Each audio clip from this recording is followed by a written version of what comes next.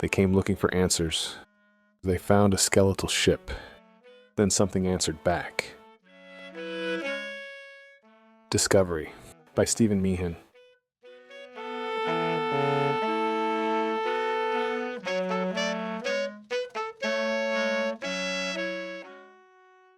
Fenton peered around a tree trunk, leveling his rifle at the ruins in the clearing.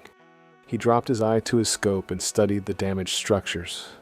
With a few adjustments, the distant images snapped into focus, pulling a curse from his lips.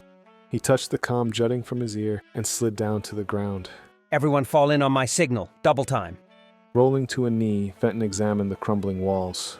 As the silence lingered, he spun away from the devastation and sat down to watch his squad's arrival. When the last member of the squad approached, Fenton rose and wiped his face. Anyone discover anything dangerous during the brief walk? We Chandri turned around. need to correct Diana's definition of that term. Quiet. Fenton jerked his thumb at the ruins. What oddities did we encounter? After a series of negatives rang out, Fenton nodded. He shouldered his rifle and walked through the trees toward the ragged structure. No matter. I'm sure Jarvis is already cataloging whatever wildlife we missed. Let's hustle over there and explore the remains of our ancestors' colony. What are we looking for? Fenton snickered as his eyes studied the path. He patted a tree and smirked at the woman behind him. Brianna, I thought our mission was self-evident. We're here to discover what happened to that outpost. Is anyone else nervous that we haven't come across any wildlife? Drew asked as his head spun, attempting to focus in every direction at once. Brianna shoved her shoulder into Drew's back with a chuckle. Don't be jumpy. He jumped, training his weapon on her. Brianna batted his rifle away. Calm down. The landing wasn't stealthy. I'm sure all the critters and creatures scampered away. Before long, we'll run into all the mysterious things Dirk and Diana discovered from orbit.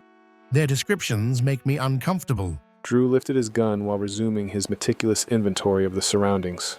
The simple reasons are most often the right ones. Fenton ran his hands along the fragmented edge. He punched the wall and turned to face his team. With a deep breath, Fenton jerked his head toward the damaged barrier. While there is some decay, it's obscuring the actual source of the damage. What happened? Chandri asked, examining the rupture. Among everything else, an explosion devastated the remains. Fenton wiped his face as his gaze slipped to the structure's interior. What? Alex stalked to the gap and traced the devastation arrayed along the breach. Why would our ancestors bomb themselves? What could have prompted that decision? Fenton pointed at a building in the distance. Morris, you take Brianna and Chandri and inspect that structure. What's our job? Drew asked. Fenton shook his head and gestured at another form. We're examining that. The skittish man squealed as he leapt back from the colony wall. If you'd prefer, you can stay here and keep an eye out for the wildlife you seem so eager to discover. I am not keen to run into things of myth. Drew lowered his rifle, clutching it to his chest. He narrowed his eyes and sneered at Fenton. Though it seems I'm the only one concerned by their absence. Don't confuse my lack of attention with disinterest. Fenton rested his weapon against his shoulder before wiping an eye and cracking his neck. Unfortunately, we have a job to do, and Jarvis wants us back at base camp as quickly as possible. Now, join me in the exploration of our ancestors' skeletal vessel. Alec nodded as Drew eased through the useless wall. Fine, let's get this over with. Fenton walked with careful abandon toward the overgrown craft. He reached out and touched the moss growing over the hull, closing his eyes.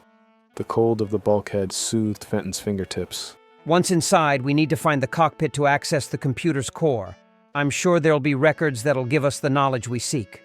He searched the perimeter until he discovered a hatch.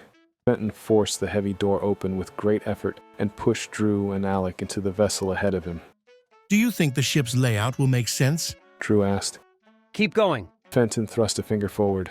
I'm sure our ancestors were as sensible as we are. The cockpit should have a direct tap into the core. We cannot search a dozen decks to locate the cockpit. Drew groaned, hitting the corridor.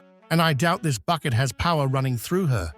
What makes you say that? Alec inquired. For starters, it's an old design. That's a stairwell. Fenton lowered his finger, cleared his throat, and banged the metal wall. I won't argue it'll increase the difficulty to complete this mission if we cannot locate a working terminal, but that doesn't matter. Fenton rushed up the stairs 2 at a time until he reached the landing. He wedged his rifle into the door and wrenched it back and forth. As the slab slid aside, he slipped through and waited until Drew and Alec joined him. Fenton wandered the corridor until he located the cockpit and forced his way into the room. Once inside, Alec grabbed Fenton's arm. Do you think we'll find anything? There's only one way to answer that. Fenton blinked as he tried activating the console. Drew's eyes danced about the lifeless machines. I guess we're too late. A hum erupted as the computer activated. Fenton smirked as his gaze drifted to his fidgety companion. It appears the computer needed to warm up. Pull the data so we can leave. Drew huffed as he marched out of the cockpit. I won't feel comfortable until we return to the fully functional ship. Are you seeing anything? Fenton sucked his lower lip as he skimmed through the initial entry. With a curse, Fenton pulled a storage device from his bag and inserted it into a functional port. There's too much. The commander kept an extensive log. I'll make a copy and we'll leave.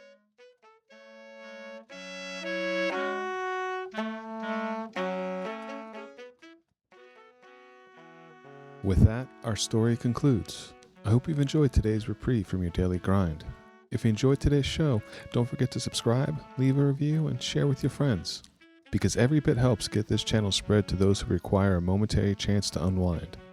I'll see you for the next tale, my friends.